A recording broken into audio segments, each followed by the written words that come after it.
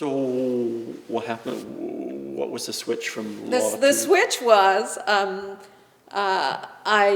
my parents, very wonderful, encouraged all their children, there were 5 of us, to be educated and go to university and get scholarships if we could, but they paid basically for all of our first degrees. I didn't have to, I had to work in the summer, but I didn't have to work when I was studying. They didn't believe in that. They thought we should concentrate on our studies.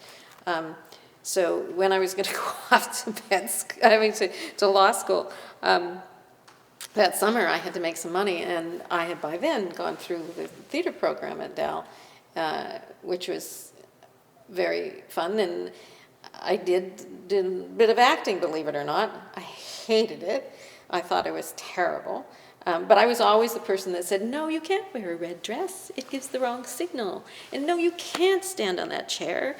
Sit on this one over here, you know. And no, you can't say that there because you have to move there, you know. And so somebody offered me a job up, they were starting a theater in North Sydney, Cape Breton. So I hitchhiked up with a friend. Wow. And of course, we all lived in the same house and blah, blah, blah. It was the soup kitchen and all of that. And then the money didn't come through. And so I was designing things for them. And I'd always drawn. I'd always loved to draw.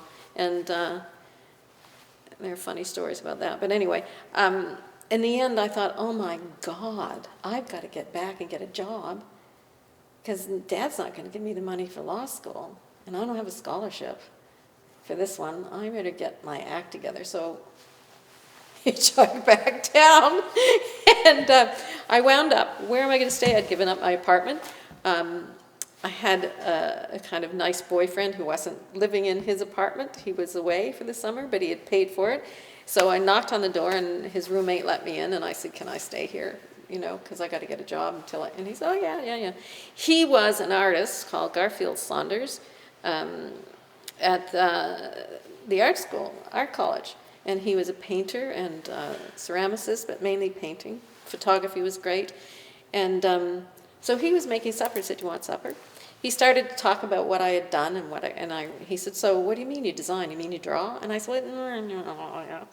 And he said, well, can I see the things? And I said, yeah. So I had a couple of costume designs, really bad.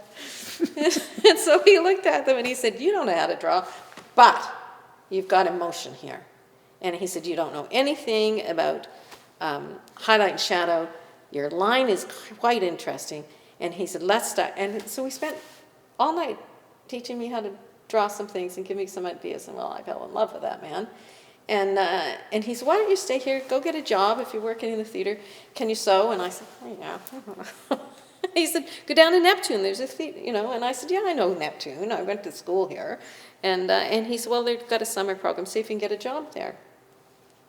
So I went down and knocked on the door.